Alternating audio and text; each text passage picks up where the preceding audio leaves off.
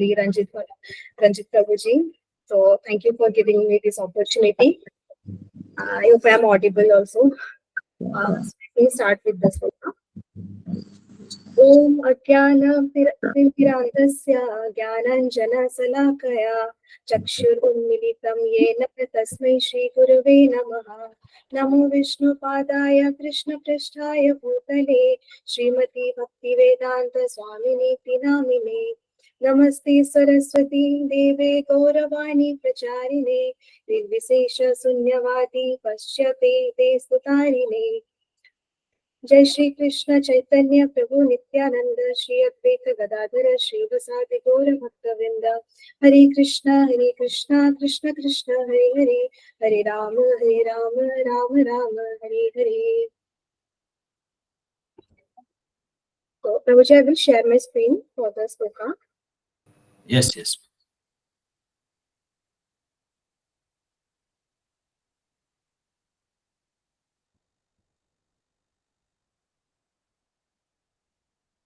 I hope it is visible.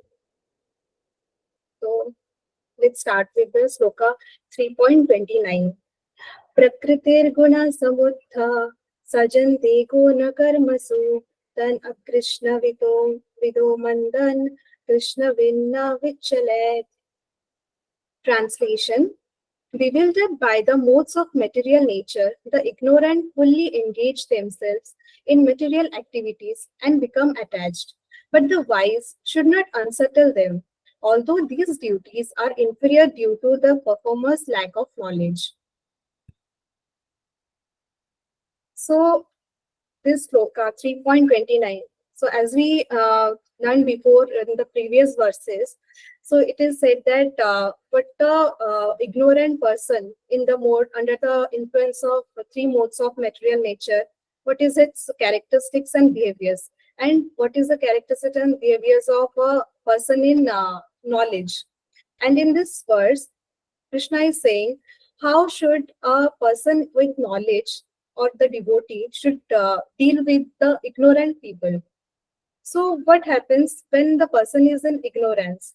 He is under the influence of the three modes of material nature, due to which he is not having the knowledge of self-realization, due to which he performs all kind of sense gratification activities and very much attached to the bodily consciousness.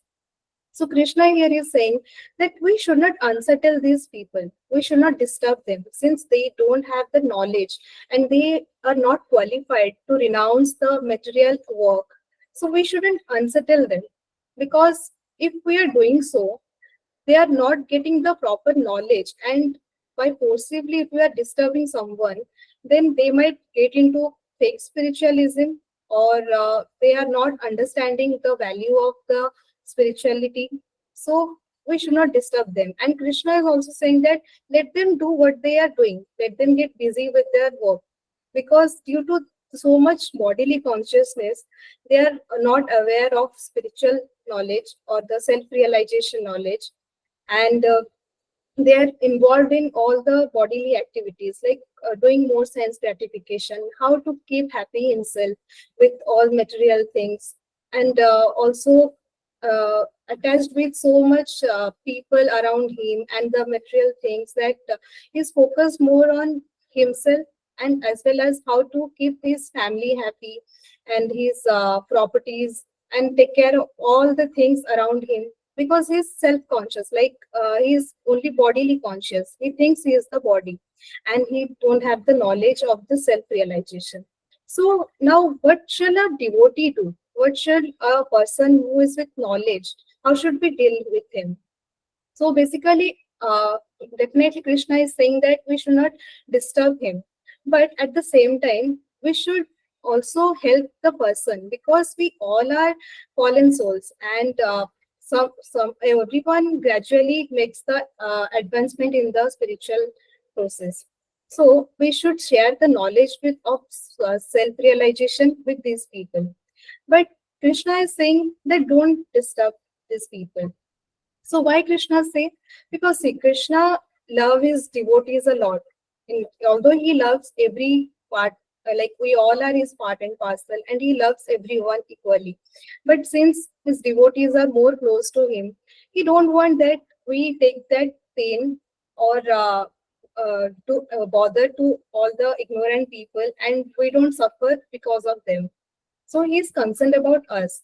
But at the same time, are we? It's isn't our duty to help people, because the devotees or the person who is in knowledge at some point of time, they are also in the ignorant state. And how we got this self realization? Somehow any devotee also helped us. So it is the duty of every devotee, because if we are gaining knowledge, it is also necessary that we spread the self-realization knowledge, the spiritual, the bhakti, Krishna bhakti knowledge to everyone, and help people to get self-realization and grow in bhakti and become conscious of Krishna and detached from the material things. So, and now, if coming to how we can help these people if we are not disturbing them.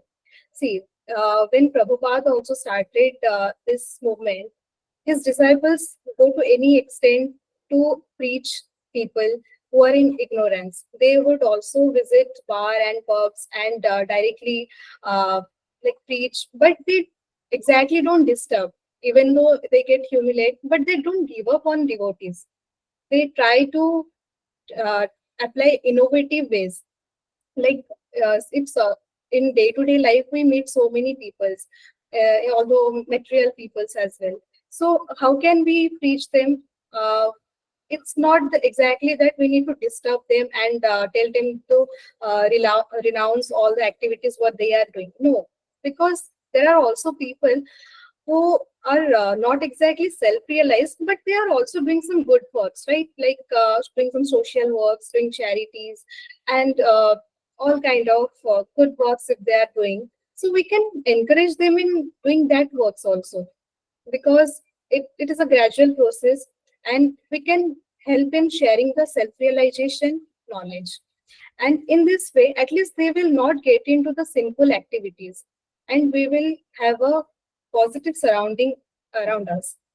And so these people, like how we can preach. So first of all, if we want to spread the knowledge of Bhagavad Gita or the spirituality knowledge, so we have to also be regular in our spiritual practice. So if we are in Krishna consciousness, if we are doing daily chanting and reading Bhagavad Gita, so definitely in our every moment we are including Krishna with us. And in this way, when we talk to someone else, definitely we will also share Krishna's thing. Like suppose I will give you examples. Like suppose we are talking to a travel enthusiast. Okay, so what can we do? Like we can speak with him regarding the places of bhakti, the spiritual pilgrimages and all, and tell the leelas about Krishna. And if we are talking with a food blogger or someone else, so in this case we can talk about sattvic food and what all the prasad. So also Sangramjit Prabhuji, as he says, that when someone is unable to leave non-veg, so it's not like that we will tell him that you just give up eating non-veg and no, he cannot start immediately, right? It is we are so much under the influence of this material Maya. It is not very easy to renounce all of a sudden. So what we can do? We can start eating prasad. So this helps us to get the self-realization. So slowly, if we are including in our every activities, Krishna's saying, the instruction given in Bhagavad Gita. So slowly, everyone can have that knowledge of self-realization. And rather disturbing them directly, we can spread this knowledge of self-realization. So, and also, according to our Vedic scriptures, there are two ways of advancement into the spiritual path. One that is gradual path, and one is the rapid process. So the gradual path includes like the karma kanda process, like doing good activities, along with that enjoying and slowly doing advancement in the spiritual path. And what's the other is the traffic path, that is doing the bhakti, which is the topmost stage of the yoga ladder. So if we are doing bhakti, we are immediately getting this self-realization. But not everyone will get that, right? And as in the Srimad Bhagavatam, it is said in this Kali Yuga, how the people are in this Kali Yuga. So they are short-lived and lazy. So we can see there are many people. Why only the ignorant? Sometimes also even the devotees, like when we are into the laziness, we are not very regular in our spiritual practice or become fluctuate. So, and also those who have inclination towards spirituality, they are also not following the right path. So why we are having such distraction due to this influence of Maya? And it is very natural in this Kali Yuga.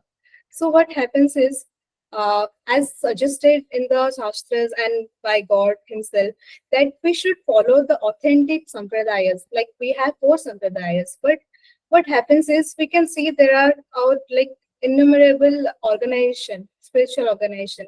I won't say that these are completely wrong. They definitely spreading good knowledge also.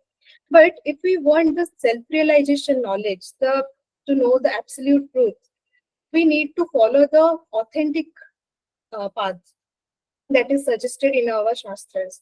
So, but people are not following this. And why this happens? Because the influence of Kali Yuga is so much that people are lazy and they mostly do spiritual activities also in according to their comfort and how they feel, like according to the desires.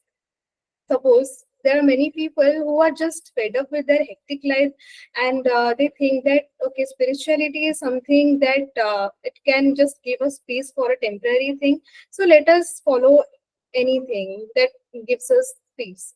And they are not very bothered about to know who is Krishna and what is the absolute truth. So they are not very interested in the right path of spirituality. So it is the duty of the devotees to spread the actual knowledge, the self-realization, as said in this verse. So, and also there are people who say that we are doing karma, and that's the reason we don't have time to do bhakti, right? But are they really doing their karma in the right way? Because how will we know the right way of doing karma if we are not reading Bhagavad Gita? Because in Bhagavad Gita only, Krishna has explained what is karma and how it should be carried out. So, lastly, I would say that we should read to Bhagavad Gita and to chanting and to regular spiritual practice and spread the knowledge of self-realization to the people who are in ignorance and help them in their elevation so that they can gradually make a progress in the spiritual path without without disturbing them directly. Hare Krishna. Thank you so much.